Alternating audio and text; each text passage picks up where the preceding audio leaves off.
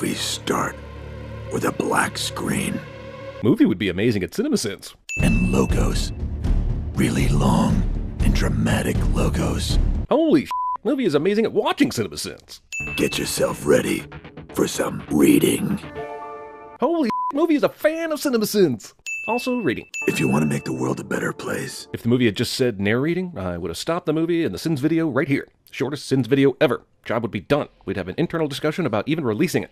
We are transporting 11 million sticks of dynamite. Haha movie, but this is nowhere near 11 million of anything. Calling you out on your humongous exaggeration because I obviously hate movies way more than I hate myself.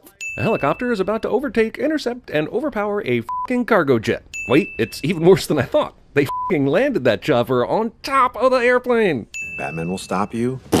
He always stops you. No, he doesn't. What about that time with the two boats? Interesting that the pilot picks that situation as a time Batman stopped the Joker, since it was the people on the boats who decided not to blow each other up, and Batman had nothing to do with it. Batman's never gonna see it coming. Like that time with the parade and the Prince music? Again, kind of an interesting situation to bring up, since Joker told everyone on TV that parade was happening. Also, while I recognize this movie is making fun of all the iterations of the Joker as if they're all one continuous story, I'd like to be that dickhead who brings up the fact that Joker died in the Tim Burton Batman this is referencing. Two-Face, we need that door open, baby. You know, kudos to this movie for bringing back Billy D. Williams to play Two-Face when the studio decided to go with Tommy Lee Jones back in 1995. I'll remove 2 sins, but I'm going to add 1 back for still not giving him a good number of lines. Apparently it's 23 degrees in Gotham, but everyone I've seen in the movie so far decided to just wear long sleeves and pants outside, except for the extremely smart Commissioner Gordon. You want to get nuts? 20% of this movie is callbacks to previous Batman things. Computer, where's the bomb? But Joker already told you where the bomb was, right? It was on freaking TV. Is this scene funny? Yes. Is Batman literally playing a guitar in the middle of fighting crime? Yes. Yes, he is. You think you're my greatest enemy? Yes! You're obsessed with me! This humorous conversation about Joker trying to get Batman to recognize their relationship actually takes way longer than the time we saw remaining on the bomb. Hey, I know this is a Batman spoof and literally nothing matters, but a sin's a sin. You mean nothing to me. Neither does this bomb, which exploded 20 seconds ago, according to the unforgiving nature of time. These helicopters doing backflips. Jesus, how many people were standing around a power plant that was about to explode? Isn't this on an island? These aren't all cops and plant workers, are they? An on-the-shoulders ticker tape parade celebrating Batman? This is like no Gotham I've ever seen before. Gotham f***ing hates Batman. He's a vigilante for f***'s sake. Batmobile's exhaust fire kills hundreds. Film at 11. Despite all the future tech in existence, Batman's elevator is slow as f***. Microwaving lobster. Rich loner or not, great movie gag or not, microwaving lobsters for suckers. Yes, it is hilarious that Batman would have an entire navy of vehicles, but while that hilariousness washes over you, consider this. He waited 2 minutes while the lobster reheated in the microwave, then carried that reheated lobster on a tray while he got on a jet ski and powered the thing out of dock 23 feet, then stopped to eat a lobster. Yeah, but where are the amps for this guitar? Okay, so Batman sat down to watch Jerry Maguire, but the thing is almost over. Admit it, you just wanted the most famous scene to show up so everyone would know what it is, didn't you? Didn't you? Lego Batman is a f***ing dick to Alfred. 3 fireplaces in one Wayne Manor room? Really? Only 3 fireplaces? Where's the fireplace for the fireplace, since we're in Lego exaggeration movie? I've seen you go through similar phases in 2016 and 2012 and 2008 and 2005 and 1997 and 1995 and 1992 and 1989 and that weird one in 1966. Believe me, while I'm laughing my ass off, the Lego Batman movie claims that Batman is like at least 90 years old, and Alfred must be like 130 or something. Lego Batman movie utterly retcons all Wayne Manor location canon in a silly pull-out joke shot. Your greatest fear is being a part of a family again.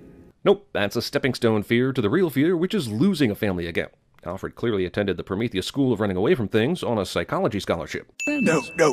Batman acts like a literal toddler, and Alfred just rolls with it, because this is regular behavior in this universe. And I'm just saying, the Batman just rolled around on the floor like your asshole 2-year-old niece until he got what he wanted, like your asshole 2-year-old niece. Tonight on Metropolis in Focus, we have our... I realize Batman v Superman created a circumstance where Gotham and Metropolis are literally a few hundred yards from each other, but this is GCN, Gotham City Network, and they have a popular show called Metropolis in Focus. Superman, tell me, how do you feel about your recent banishment of Zod to the Phantom Zone? The movie brings this up to show that Superman cares about his relationship with Zod, unlike Batman with the Joker. But wouldn't Lex Luthor be Superman's Joker? In the movie, Zod is the one Superman always kills. Lex Luthor always ends up in jail or an asylum, always coming back for more and failing time and again like Joker does. It's not a Batman movie if Tony Stark doesn't attend some over-the-top garish party of some kind. But all the kids at the orphanage call me Dick. Well, children can be cruel. Why does Lego Dick Grayson need a human being-sized pen to take notes? That pen is almost as tall as he is. We've gathered here tonight to mark the retirement of Jim Gordon. Yeah, but you gathered here tonight in a f***ing ice skating rink. Why was that again? Any reason at all? Who makes a f***ing trailer for your city's new police commissioner? No one, except f***ing Gotham City, apparently. Also, this is Barbara Gordon, daughter of Jim Gordon, and yet this movie just spent time showing me Bruce fall in love at first sight with her, suggesting Bruce, Jim Gordon's ally for decades, has somehow never seen Gordon's daughter before this evening, which is ludicrous. To save time, all the bullet points listed on this slide are solid black lines. Also, the new commissioner's plan includes 3 normal things and ninjutsu, which Microsoft Word doesn't even think is a real word. He hasn't captured Riddler. You know she's right. He hasn't captured Bane. Or Catwoman. And this is easily the best part of the movie, pointing out that Batman actually doesn't do a lot of things to actually stop crime. Everyone's reactions around him are killer, and this deserves a good 3 sins off. Luckily for Joker and his get all the supervillains to surrender plan, they all decided to stand in an easily boxable crowd so that they could be gift wrapped for the good guys. All of you have the right to remain silent. Let's roll out. She definitely f***ed up the Miranda rights there by basically leaving out all but the first line, thereby ensuring all these criminals will go free with a half-decent lawyer. One is the loneliest number. Also, the only reason this Batman all-alone black and white moment uses 1 as the loneliest number is because Arrested Development had already used Sound of Silence. The young orphan you adopted at the gala, remember? Gotham's adoption requirements are probably the worst thing about the city, as Batman somehow adopts this kid with a distracted verbal agreement that did not require papers to be signed or interviews to be conducted. Lego Batman Magic Mike. Why the f*** didn't Batman just turn this into the Batplane in the first place? I mean, they're going to the Fortress of Solitude, so that should have been vehicle number 1.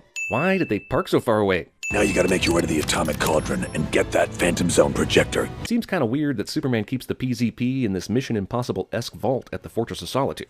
Looks pretty inconvenient for him if he ever has to use it, and it's not like he has it on him every time he goes to fight crime. Robin! As in the small, Midwestern, frail bird. Hey, robins are a robust species surviving in multiple varied climates that other dainty birds can't stand. Back off the Robin bird and just make your jokes about how Robin, the character, is lame, goofy, and stupid. Leave the bird alone. It's absolutely unreal that Superman went through all that trouble to protect the PZP, but doesn't have any alarms that go off when it's actually taken. He could have learned something from the people who rigged that boulder booby trap in Raiders of the Lost Ark. Where the f*** did the Phantom Zone projector go? It's not under Batman or Robin's capes, and just underlines the fact that this item is impossible to carry around conveniently. And this asshole still doesn't have the PZP until, magically, he's apparently been holding it the whole time. This is where the movie loses me and starts to just be noise. Tossing in the Wicked Witch from Wizard of Oz, Sauron, Gremlins, Agents from the Matrix, King Kong, Voldemort, Daleks. The first Lego movie at least grounded its weirdness in that it was all the imagination of a real human child. This movie just throws everything it can think of into the mix and expects you to applaud the randomness. Also, in a previous scene we heard about Superman sending Zod to the Phantom Zone. Where the f*** is that asshole? You were going to say something about recruiting the universe's greatest villains to conquer a superhero. How the ever-loving f*** do you cast the actual Voldemort in this movie as Alfred, but then hire someone else to voice Voldemort? This is the weirdest casting decision since Courtney Love in anything. I love Eddie Izzard, but the movie misses out on some great meta-gags with this choice. Why would the Phantom Zone gun even have a release all inmates setting? And that's beyond the question of why Superman even needs a goddamn space gun to send bad guys to the zone in the first place. He's a 9,000-year-old incarnation of evil with an eye for jewelry. Give it up for Sauron! Look, I like this movie, but this one-by-one late-night talk show introduction of all the Phantom Zone villains is just for us, the audience. It literally makes no sense in the universe of the movie that the Joker would do this, or that the villains will all agree to wait patiently to escape back to Earth so everyone could have a proper introduction to the humans of Gotham. What a crew, huh? And they all work for me! Jeez, where are all the super friends during this I'm rubbing my butt all over your stuff. We're gonna have to rename this the Buttmobile. This movie had at least 5 screenwriters, but none of them were able to stop this shitty lazy joke from making it into the final script. What are you gonna do? Get a bunch of criminals together to fight the criminals? That's a stupid idea. Haha, for the self-awareness, but too bad Lego Batman wasn't the head of the studio when they made Suicide Squad. This movie just got way more Transformers and Furious than I think it intended. Somehow, Joker had the time, materials, and construction workers to turn Wayne Manor into a theme park. And in a movie with King Kong, lava-spewing Sauron, and f***ing talking velociraptors, the flying monkeys from Oz will now make some kind of impact. Did Batman even fix the plane while he was out there? Maybe he did, but if so, it's running on one f***ing engine and just got hit by lightning. Even though this movie is silly, and you can't take even a smidgen of it seriously, it illustrates the problem of too many villains. A lot of these assholes could end the world on their own, but the movie loses them when they're all working together. Sure, killing Sauron is great, but you still have Voldemort, a Kraken, King Kong, and others out there. And you couldn't be bothered to make a joke about killing Sauron by throwing the One Ring into the fires of Mount Doom? So many ways you could have gone with that, but you went with the blue fireball route. Batman's dead parents are about to ruin another movie. This whole thing is beginning to feel a lot like the ending of Kung Fu Panda 3 to me. Scanning for badness. Phyllis shows Batman the very recent bad things he's done, and nothing from before, which is emotionally convenient to the plot. Joker, you mean nothing to me. Seriously? His feelings toward Joker are considered bad by the Phantom Zone? Fucking Phantom Zone. I can't let you go. My boss will be really mad at me. So if there's this kind of hierarchy at work in the Phantom Zone, how was the PZP able to unleash all the bad guys a few minutes ago? Listen, I just wanted to say that I'm really... I realize Batman probably has a hard time saying sorry, but even for comedic effect, get on with it already. That's why I called in some backup. Flip. Why does Batman call all the bad guys, which was a stupid idea of course, and not the Super Friends? Are the Super Friends Justice League not a group of heroes that Batman needs to curry favor with? That someone is defeating a Kraken thing with a giant hammer says a lot about this movie. Stop moving around, Muggle! Voldemort is trying to use the PZP instead of, magic to win. Plus, wouldn't the Phantom Zone just let them come back anyway? Shut up, Joker. If there's no Gotham, then I'll never get to fight you again. This Batman-Joker fighting relationship, an amusing substitute for a loving relationship, officially goes too far, even in a comedy. If Joker's sole purpose is to get recognition from Batman, then what's the point of conjuring up evil plans anymore once he gets that recognition? The plan to keep the two plates that sew Gotham together by using sheer brute strength works. We need all of you to join us and help bring this city back together. How the f*** is he broadcasting this shit? And goddamn, every person in Gotham must be the bravest motherfucker that ever lived to go along with this plan. I made a promise. I gotta go back to the Phantom Zone. Why hasn't Superman noticed his PZP is missing yet? Jesus, show the part where he's saying, show me the money at least. All important movies end with a white screen. That's racist.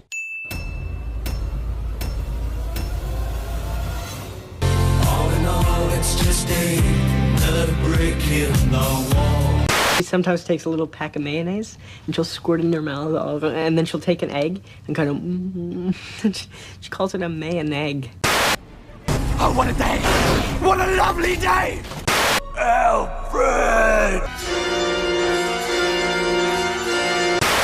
We have to stick together. Sticking together is what good waffles do.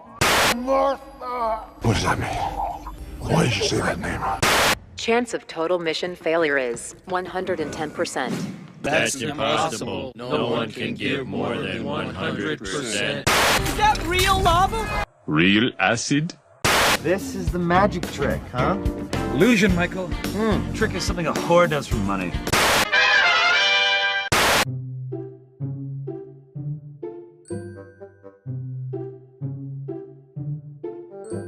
Lego Batman is not great with the healthy snacking.